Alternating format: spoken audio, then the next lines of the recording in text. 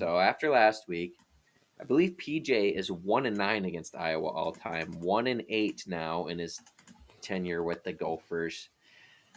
And every year, it's just sort of this. It's not the same, but it is the same. Like, and I'm not trying to take anything away from Iowa when I say this, but just what does this Gopher program and PJ need to change? You think, specifically against Iowa, because it's not that we've been at the same tier as Iowa for the most part. I'm not trying to suggest that, but the losses to Iowa have just been different than losses to other teams where we're in the somewhat same ballpark. And like I understand the losses to Iowa State like that, but that one to Iowa, that was ugly. Right. Yeah, the thing that stands out is really just the fact that it feels like most of those losses we just couldn't get out of our own way, or we didn't play up to the level at which we were playing maybe earlier that year, later in that season. I mean, you look at last weekend in particular, like obviously Iowa was the better team, and I don't know. I mean, even if we played our best game, it was going to be a battle, but like to not even really put up much of a fight and to have everything go wrong the way that it did in that rivalry game with an extra day of rest, coming off beating up Nebraska, like it's just crazy how the stars can align like that, and then we come out, we didn't even get off the bus, like Yeah, so. To me, it's like things like that, and especially because PJ's whole mantra, year in and year out, week after week, is you just want to be 1-0 in that week. He doesn't believe in momentum. He doesn't believe in anything impacting from the week prior impacts the current week. But every year, we beat up on Nebraska and we can't beat Iowa. We play our yeah, best game against Nebraska, we can't beat Iowa. So it's like you can say it all you want, but there is, and it's across all of college football, right? Like teams get hot, teams get another team's number, you beat up on them, you get a little more confidence, you get a little more swagger, and it just comes, winning those games come a little bit easier. And right now, Kirk Ferentz has that over Minnesota, and he's had it for a right, while, and right. so it's Yeah, I just want to obviously make sure we're aware of that. Like, we yeah, understand the run Iowa's been on. I'm not trying to take anything away. It's right. just here's where It I hasn't go been to it. that close, Right. Well, like, yeah, there was a stretch there where it was, and I'm like, okay, like we're right there. Like the Mo game, honestly, I don't know what else PJ was supposed to do. We ran the ball for like 250 yards and still lost just because of turnovers and whatnot. It does feel like just when PJ talks about this game, it's such a mental thing for I think the coaching staff. I think they're in their own heads with this game in particular. I don't think that's debatable at this right? point. Everything they talk about is how we just can't make mistakes. We can't make mistakes. We can't make mistakes. Instead of how we're gonna, and I'm sure behind closed doors it's a little bit more balanced, but it's never how we're gonna come out and attack Iowa's like defense or how we're gonna try and come out and attack them. It's all about like we're trying not to get tricked and we're trying not to make mistakes. And Iowa's really good at making you make mistakes. So when you come out and you make a mistake early, your whole mantra is like, crap, we made a mistake. Well, let's not try to make any more mistakes instead of like, here's what we can do to try and get back in the. You know what I mean? Like Yeah, we're so in this game in particular reactionary to what I was doing at all times. Like you said, we didn't even get off the bus, which I believe in part's true, but it's also like Iowa sets a trap for us. It's like everyone knows the trap that's gonna get set for us, and like we walk right into it anyway. So like one thing I wanted to bring up was how that first drive, again, Iowa's first drive against Gophers, immaculate, like it looks perfectly ran as always. But a lot of their runs were like misdirection. It's like, oh boy, like I just don't. That seemed like something that was easy to see coming, in my opinion. You look at the second half right. last year, it was a lot of one cut little misdirections with Caleb Johnson to get one on one isolation with our safeties and secondary players, and it was game over. And to like they know that we're gonna gear up against the run, but the running is what they do. So to me, I know this is all I saw or we know what happened in the game, so it's easy to go back now. But I'm a fan, so I can do this.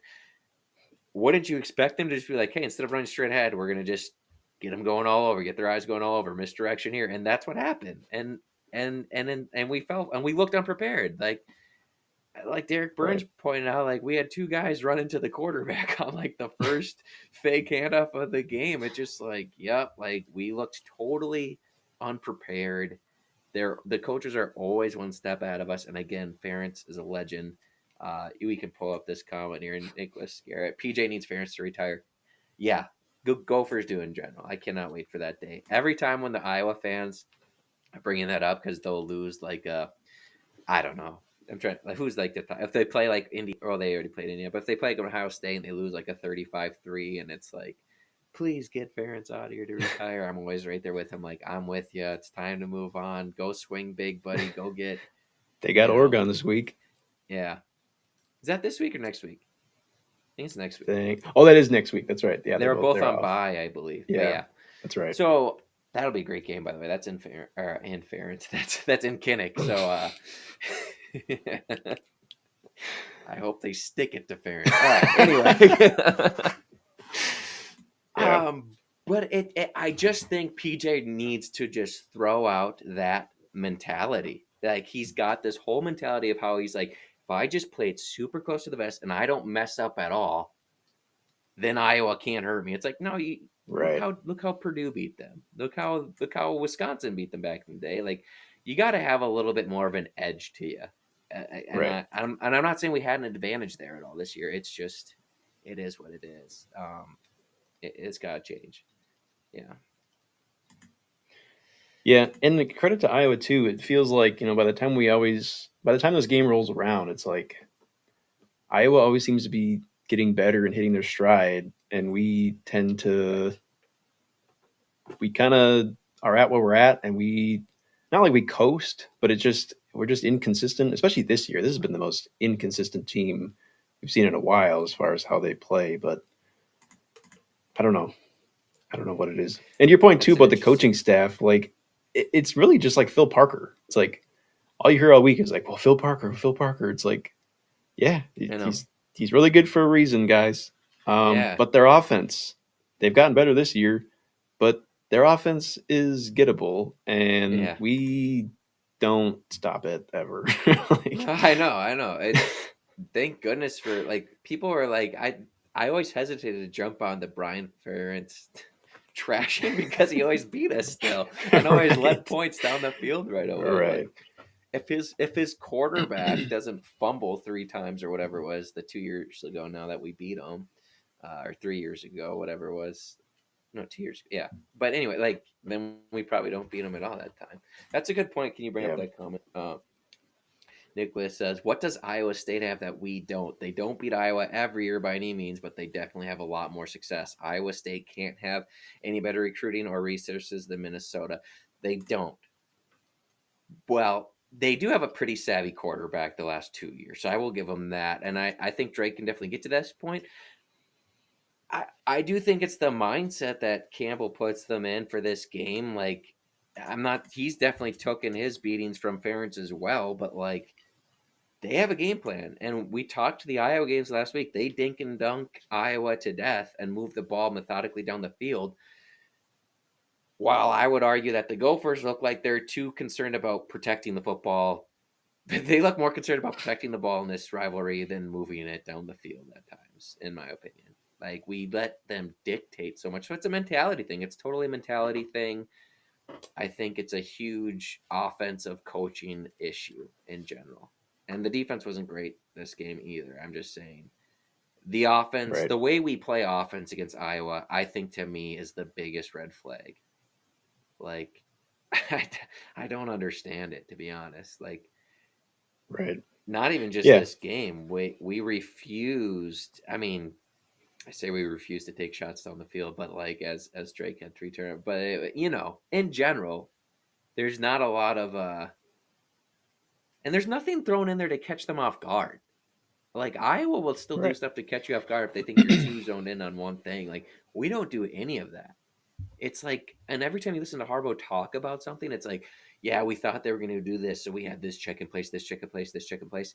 I'm so tired of hearing him talking about how we're going to react to the defense at some point, and this is football and this is fan speak, but it's the truth. At some point, you have to be able to do something good enough to enforce your will on the other opponent. And this Gopher offense, it feels like we're trying to solve the other defense the whole time instead of just going out and trying to attack it with something. Does that make sense? Am I just being a total Yeah, fan? Like, there's a mentality thing there. I think that's missing with this team. yeah. Well, Harbaugh said it out loud in his press conference that he struggles in opening drives because defenses show things that they've never seen before, and they have to like figure it out.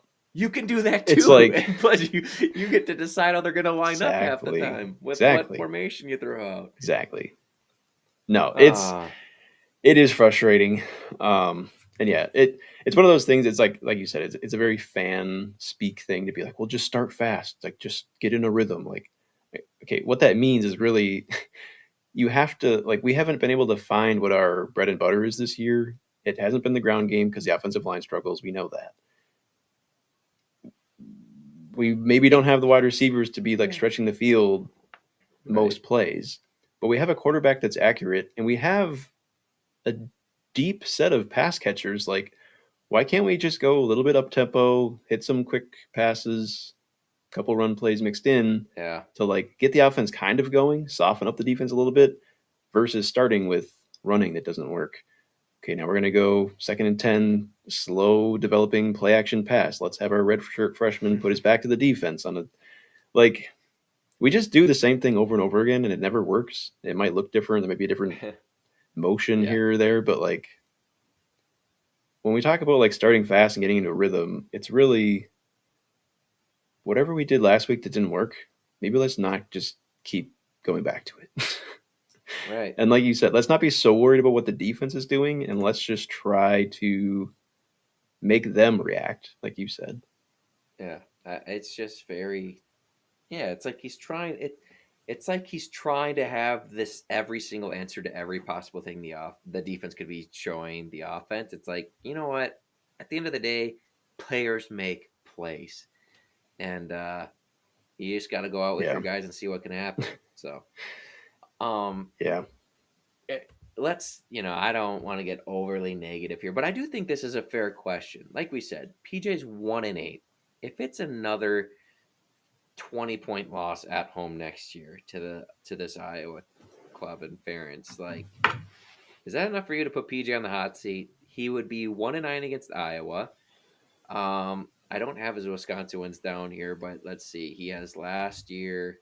How many times has he beat Wisconsin? I think he's three and or how many? Is he three and I five? think he's won 3. Yeah. I The believe that's first right. year at Randall, he's won it once at home, and he won it last year. I know three. I think it might just be the three. So, Yeah. I think that's but right. that would, I mean, Yeah. yeah, Yeah. If it's another game similar to this year against Iowa, especially at home, I mean that definitely I mean I don't know if that game alone puts him on the hot seat, but I feel like if that's the case, then there's probably enough other things going wrong that he might be on the hot seat anyways, if that makes sense. and here's why I think it's fair to bring up because if you're, I'm not expecting to go 10-2 every year and sneak into the playoffs. I understand that that's something Right. we're going to have to build up to and achieve. But we're going on 6 years now since we've even had a sniff of what would have been a playoff team. And so if you're not doing that, then you got to be getting pretty dang close to 500 against your rivals. Like if you're not making the playoffs, and I understand, I'm not saying that we should. I understand where we are. But then you got to start winning more consistently against Wisconsin. Yes, good job. Kind of helps that they've regressed, but I'm not taking that away from PJ. He's done a much better job against them, and that includes Iowa. Like he has turned Iowa Yeah. into what that Wisconsin streak was almost. Like, and I Right. know other coaches before Fleck weren't lighting it up against Iowa, but it didn't look like this. Like even when that Clay's team lost to Iowa, like it was a bunch of points being exchanged back and forth, and like we were trying stuff, and it didn't go our way. It's just this is a Right. different thing. Like he's got to get this fixed, and I do think it becomes a fireable offense or like a move onable offense for PJ if you can't get it figured out. In 10 years, Right. one win, like that's ridiculous. Right. And I think that's a good point too. You bring up like as far as the expectations for Iowa too. Like I don't just expect us to all of a sudden start going 500 against them in the next few years. I don't expect to be, winning more games than them.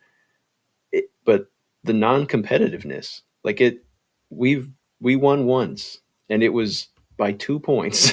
Like that can't be, and we're not getting like we're not closing the gap. It feels like either. Like we're not Right. I gaining thought that on there them in was a any moment where way. we were.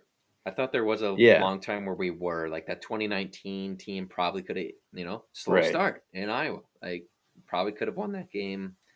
Um, but that was a good Iowa team too. Just looking back at it. But right, so 2021, 2022, like you were right there, and it just right. didn't go your way. And The it 2023 of frustrates all PJ, years, it did. right? It frustrates PJ too. And I'm glad it does. I'm glad he cares. But it is like he said it in his post game press conference too. Someone was like, what it is about Iowa? Like you can't. Like, why can't we beat them? Basically, his response is something along the lines of like, "Well, we beat them recently."